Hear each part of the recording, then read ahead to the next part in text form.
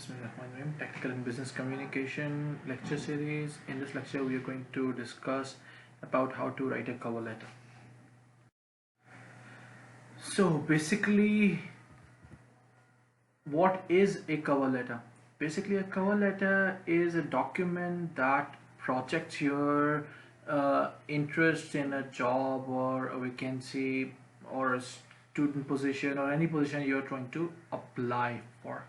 So what it does is it gives the basic information and tells us what a little bit about your professional summary and why you want to apply for this job and why you think you are suitable for this job. So it's basically covers each and everything about from your resume, not each and everything, most parts of your resume, important parts of your resume, and link it up to the position you're applying to.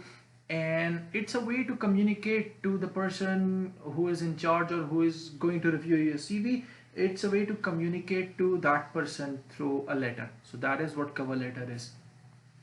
So you always need to include a cover letter with your application package wherever you are applying. It's a very good practice to do, and especially if you are applying through emails, then it's a very good thing to write a good cover letter as an email document email and the email and send it to the person you're to the area, the position you're applying for. So this is one thing that is really important, and a lot of us end up missing this thing a lot. So why it is necessary to include a cover letter? If the job opening is advertised in a newspaper, then you need to address to the company that you're applying to and the position that was advertised, when it was advertised, which newspaper it was advertised on, and what were the requirement and how do you fulfill this requirement. You need to make a total bridge between you and the company. The cover letter is going to be the bridge between you and the company and your skills, and how are your skills going to fit the profile of the person they're looking for, which area you're looking for, where you applied for. So it's kind of a reference where you saw the ad, what the ad said, what the responsibilities was, and how you're going to fulfill those responsibilities. Everything should be in that cover letter. Secondly, if you're applying by yourself, then a cover letter is a really good thing, like why you're going to apply for this company, why you're choosing this company, and what skill sets do you have, and what do you think the skill set is needed for the position you're applying for, and how you're going to bridge the gap, or how you're going to stand out amongst the other candidates as well. So this is the main purpose of the cover letter, and this is what it all is. So purpose in the cover letter, you have certain things that you do. So first of all, what you do is you introduce yourself. You introduce yourself in a way, what your name is, what your education is, what your experience is, what your major is, something like that, and you try to introduce yourself a little.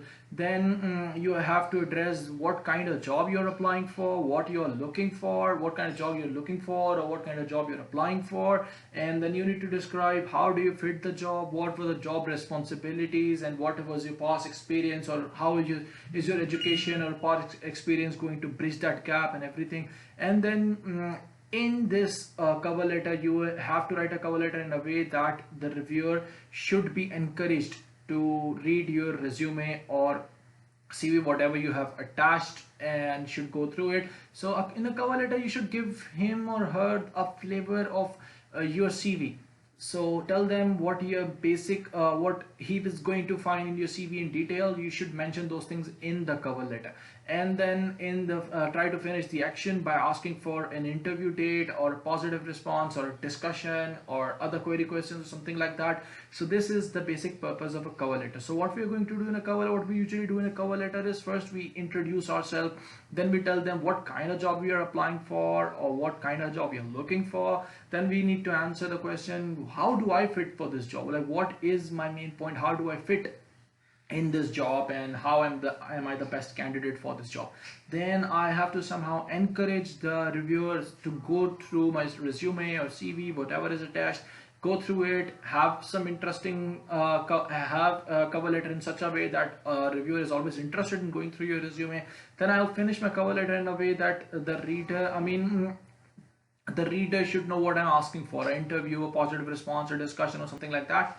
So we should end a cover letter on this. Then moving forward, we always need to customize a cover letter. We should not have a generalized cover letter and send it to every job description, every job we are applying for. We should have a skeleton of a cover letter and we should customize it as we are applying for different various jobs, because every job has different job responsibilities. So obviously every cover letter will be different, and every job, so you need to know what you need to mention in the cover letter. You have got three basic you only have three basic paragraphs: first paragraph, then a body paragraph, and then a conclusion paragraph. In the first paragraph you're going to introduce yourself and tell them why you're writing this letter, that is what job position you are applying for and where did you find this position in, where it was advertised, or you can apply it by yourself. Then the second one, you are going to tell them why you fit this job and why do you think you're the best candidate for this job. And the third, finish it up by asking them for an interview, go through the CV and something like that. So this is the basic thing, but you need to always customize this according to your job needs. It should not always be the same. Like for always the cover letters are not always the same. Like one cover letter cannot be used for another job. So you should, the first step is you should do the research about the company. What do they hire, why do they hire, what kind of person they hire, and what is the basic requirement that they need for this job. So what you're going to do is, first you need to know whom you're sending the letter to. So you should know the name of the person. It's easy to identify. It is because of internet, every company has their own like website, and you can easily find out either the name of the person or the position of the person you are writing the letter to. So writing to whom it may concern is one of the last thing. It should never be done. It is like one of the things they should never write in a cover letter, to whom it may concern. Rather, write it down to the person you are addressing the letter to. Then you need to identify the skills that are most required for the job, list them down as which is the most important skill, which is the least important skill, and list them down and try to arrange them, put them in the letter in the format that you've decided in your mind. And then try to speak their own language. That means that you should know what the company wants you to tell them, what kind of skills the company is looking for and what kind of skills company is not looking for. Always try to mention those things that the company want you to mention, and then always try to mention the position that you are applying for. It is a must. If you have not entered that thing in a cover letter, you're wasting your cover letter entirely. Then you should also mention some points about the relevant experience you have done, and how does that relate to the job you're applying to, how does the duties of your relevant experience relate to the job duties, JDs of the job you're applying to.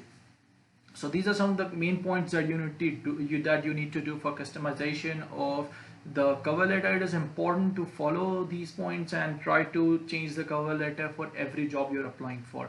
Do not, again I'm saying, do not make do not use same cover letter for each and every job you're applying to, because it leaves a bad impression. Especially a lot of time what happens is like people end up not changing the company name in paragraph 2 or paragraph 3, and then it destroys their application, where whatever the credentials is, but that destroys their applications, and they end up not getting called for an interview. So this is very important to know, is to change change the entire cover, customize it.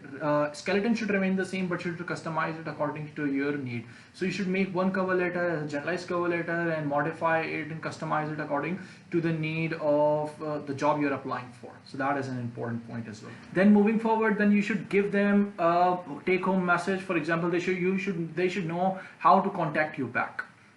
It should be mentioned in the cover letter. If you're sending a cover letter separately, it should be mentioned there, or if you're sending it in an email, then it's okay if you whether you mention your email address or not. But it's really good to always mention your email address and telephone numbers, contact number, name, and either email or contact number at the end of the cover letter. It is really important to do that, because if they don't know where to contact you, it's a loss for you. So you should always make sure to put these things at the end of your application or the cover or whatever. And what not to do, include everything. You should not include everything that is in your resume. You should not tell everything. Resume or CV, it is a separate document from cover letter. The cover letter should have a flavor of your CV or resume, but it should not have everything that you have included in your resume or CV. For example, your major courses or your detailed skills or your detailed publications or something like that. It should not have all those kind of things. Another thing is, cover letter should be free of typos. There should not be any typo in a cover letter, because if there is a typo in a cover letter, that it ends up showing that you're not serious and you cannot work seriously for something. It's a formal document, so it should be free of typos or typing errors. And another important thing is you should always write a cover letter in a formal tone. That is, you should never write I'll. You should insert write I will, or I am. Insert write I am. So rather than using the annotations, you should use the full form and try to write it in a formal way. You should know what the formal language is. Try to search around what is the difference between formal writing and informal writing. And a cover letter comes in the umbrella of the formal writing, so it should always be written with the formal language. Then the another topic is writing a cover letter for higher studies or for scholarship. So it is similar to the one you write for the job, but it has some tweaks and some changes. So first thing you need to do is you need to do your research about what area you are going to apply for, or what are the needs for that area, and how to write. How can you bridge those needs? Search, for example, if you're looking for a supervisor, you should search that supervisor in detail, look for his or her interest, his or her recent publication, what do they want from their students, whether they take foreign students or international student, national student, whatever you are or not, and how do they reply, how often do they reply. You should do all the research and then apply for it. Then again, it should not be a generalized cover letter. You should know the skeleton of it. You should prepare the skeleton of it, but it should change for every position you're applying for. Then what important thing you need to do is you need to try to find any connection in terms of education and research. I'm talking about in terms of education and research, not in terms of contacts between you and the person you're writing the letter to. For example, your supervisor or somebody, anybody who's going to read the letter. You should try to connect yourself to the position you're applying to. For in terms of your education or your research background or any projects you have done, you should mention those things in the cover letter and try to bridge that gap. And the other thing is, do not write lengthy cover letters. It should only have 3 paragraphs, at most 4 paragraphs, not more than that.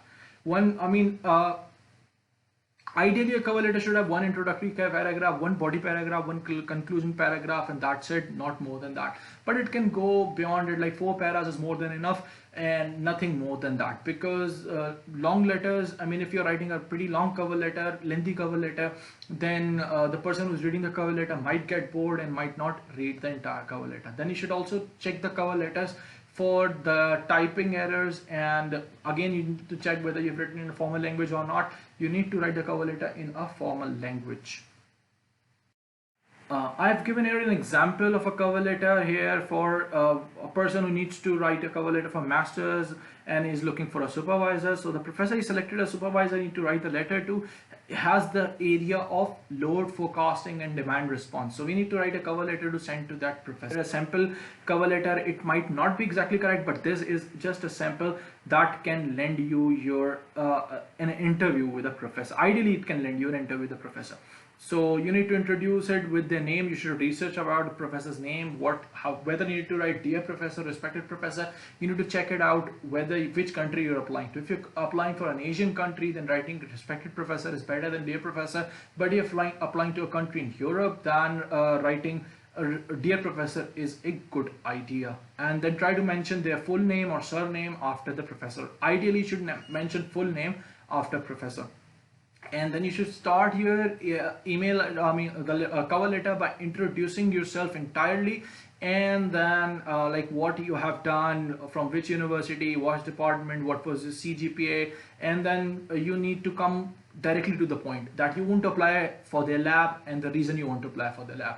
That has to come directly. Like in this, I've just given it a direct way that I want to apply. I'm considering possible research labs for continuing my studies as a graduate student due to my field of interest, expertise, and study. That is price and demand forecasting. My final year project supervisor at the university asked me to apply to your lab, or at your lab. You need to check the proposition in here as well. So then try to bridge the gap. Now you have told them what the professor's interest is, and you told them I work in an area that is pretty close to your area. Now you need to prove it, how you work there. So here currently I'm working on a research titled forecasting response to price in residential electricity consumption and application of neural networks. under such a professor, and I have been awarded a I have been awarded national fund by government of Pakistan for research and development during my bachelor's final year project, which was in the domains of control engineering, which reflects my interest in research and development. So here, what I've done here, I mean, first of all, I have uh, bolded everything that has to be bolded. For example, the topic name forecasting response to price in residential electricity consumption, I have given bold to that area. And similarly for the national fund of government of Pakistan, I bolded that thing. And my final year project, I bolded it, and which areas my final project is, I put that in bold fonts as well. And I've kind of bridge the gap between what the professor does and what I do. So I've tried to bridge that gap, and I've also told him that I can do some research and development, and I've already secured a funding as well. So which is a pretty positive point. Then I have just told him that I have included my CV in the attachment. If you have a chance, just go through it and let me know if I can be a part of your team. If you have any queries, I'll be glad to answer and discuss. So here I've given him another chance. Like, I've asked him that I want to do some discussion with you for the further possibility, maybe have an interview or so simple normal discussion, informal discussion, anything. And then I've just ended it on a positive note that I'm looking forward for a positive reply, and then I've ended the letter. So this is a simple letter for a master's program, and it can land you an interview. I mean, this letter can land you an interview pretty easily. Then we have, like, here I've just given you guys an exercise to write a cover letter for a job in as an MEP consultant in a firm. So these are the job duties. You try to write this cover letter and let me know, and maybe we'll discuss it in the question and answer session.